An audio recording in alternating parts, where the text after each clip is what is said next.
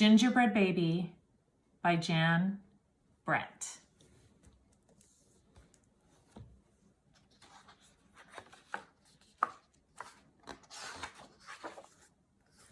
It was cold outside. It was warm inside. A fine day for gingerbread, Maddie thought. Maddie's mother put a big blue bowl onto the table and lit the stove. Maddie took down a worn-looking cookbook with old-fashioned writing on the cover. He opened it up to the page that said, Gingerbread Boy.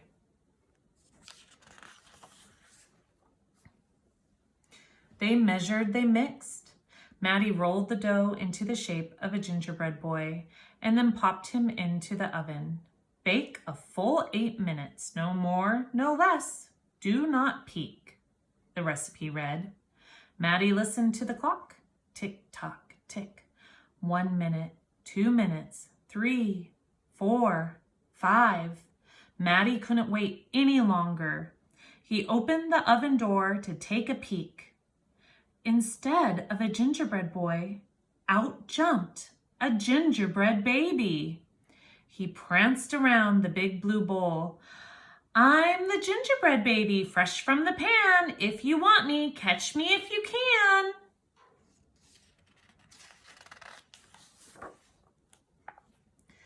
Maddie's mother reached for the gingerbread baby to put him back into the oven, but he ran around the kitchen. The door opened and in came Maddie's father. What's that delicious smell? He asked as the gingerbread baby tumbled through his legs and outside into the yard.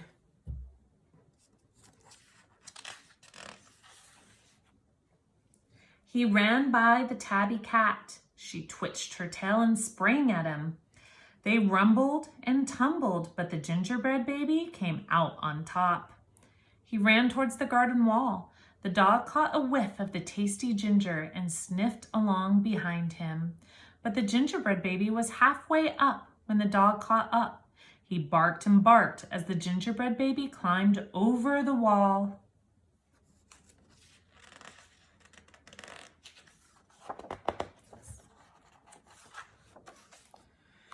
Maddie was still inside. He heard his mother and father yelling. He heard the cat meowing and the dog barking. He heard the gingerbread baby shouting, Catch me if you can! Maddie opened the worn-looking cookbook for a second time.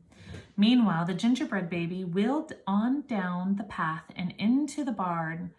The goats looked up as he somersaulted across their backs. The last one tried to catch him, but the gingerbread baby was too fast. Martha and Madeline were standing by the stone well when the gingerbread baby stopped to take a drink. They looked at each other and winked.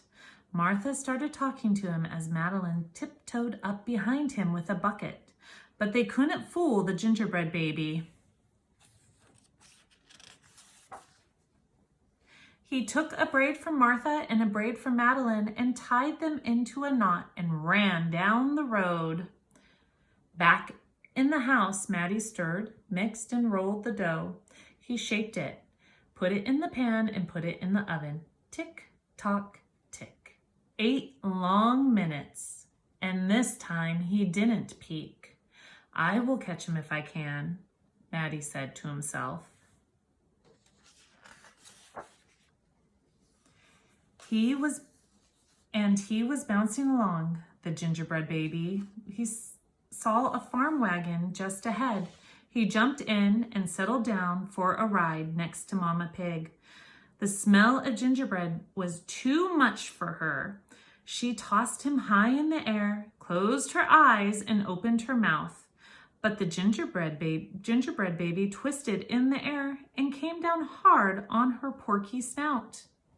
I'm the gingerbread baby, too quick for the mother and the father, too fast for the cat and the dog and the goats, too clever for Martha and Madeline, too smart for Mama Pig. Who's left? Catch me if you can. Feeling smug, the gingerbread baby strolled along by himself until he came to a bridge that crossed over to the village. Just as he got to the middle, he heard the running feet behind him and saw the crowd of villagers ahead of him. The gingerbread baby was trapped. He jumped up onto the railing, backflipped through the air, and landed on a chunk of ice floating on the river.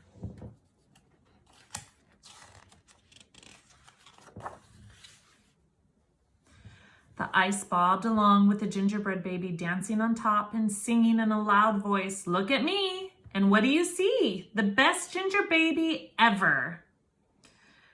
Until his feet got cold and he jumped ashore. Who was watching from the trees? It was a fox. He crept up behind the gingerbread baby, ready to eat him up.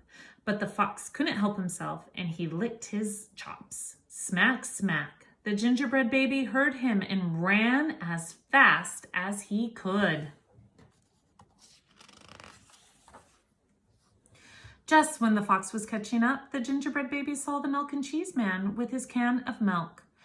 The perfect hiding place, he thought. He lifted the lid and lowered himself inside. He was so pleased that he sang at the top of his gingerbread voice.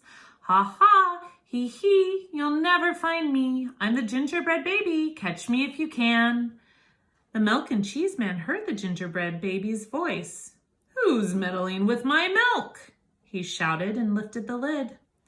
But the gingerbread baby was ready. He jumped up and tweaked his nose.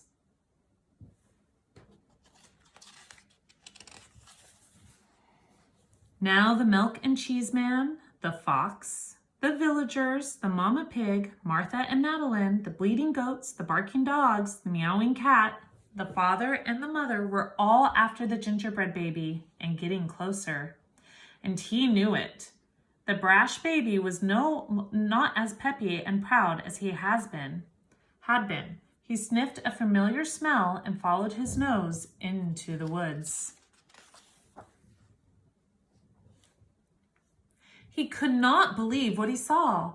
There in the middle of the clearing was a gingerbread house, frosted with sugar, covered with candy, and doors with peppermint handles wide open. The gingerbread baby clapped his hands with glee and ran inside.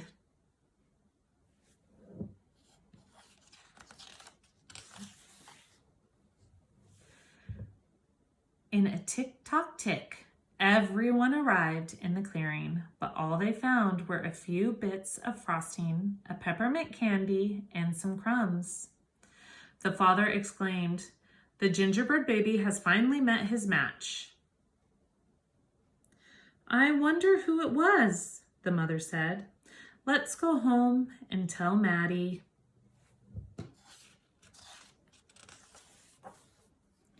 "Hello, Maddie," his father said when they got home. "We never did catch that gingerbread baby. All we found were some crumbs in the snow." "I've seen that you've been busy," his mother said, looking at the gingerbread house Maddie was holding. "Too bad we never caught that gingerbread baby." "Too bad," said Maddie. Only Maddie could hear the tiny voice from inside the gingerbread house. "I'm the gingerbread baby, lucky as can be, to be living in a house that Maddie made for me."